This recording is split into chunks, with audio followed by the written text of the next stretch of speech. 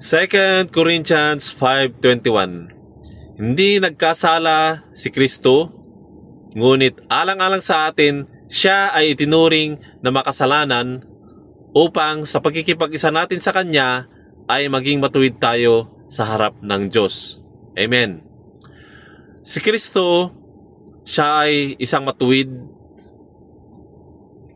na ipako sa krus upang kunin lahat ang ating mga kasalanan.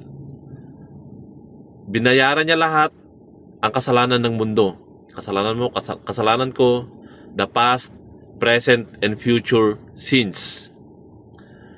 At sa ating pakikipag-isa sa Kanya, the moment na napakinggan mo itong magandang balita na ikaw ay napatawad na sa iyong kasalanan dahil sa pagkamatay niya sa krus, naniwala ka kay Kristo, tinanggap mo siya sa buhay mo, ikaw ay nakipag-isa kay Kristo. Naging united ka kay Kristo. Ikaw ay naging bagong nilalang. At ikaw ay naging matuwid sa harap ng Diyos. Hindi dahil sa ginagawa mo, hindi dahil sa hindi mo nagagawa, hindi dahil sa works na ginagawa natin, kundi dahil sa natapos ng ginawa ni Kristo sa krus ng Kalbaryo. Kinuha niya ang kasalanan mo, kasalanan ko, at ibinigay niya ang kanyang pagiging matuwid. Kaya kapag tinitingnan ka ng Diyos na ikaw na mananampalataya kay Kristo, isa ka ng matuwid. At yan ang kakakilanlan mo kay Kristo. Isa ka ng matuwid. And meditate on it. Meditate on your identity as being the righteousness of God in Christ Jesus.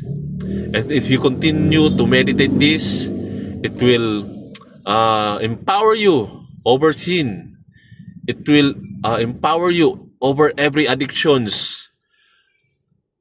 It will give you the confidence in Christ. It will just make you victorious in every circumstance, in every condemnation or guilt, shame. Romans 8:1, therefore there is now no more condemnation for those who are in Christ Jesus. Now, kapag tayo na kay Kristo, all the lies of the enemy, lahat ng mga kasinungalingan niya, we can overcome it with the word. We can overcome it with our righteous identity in Christ. It's a gift that we need to receive. Amen. Thank you, Lord.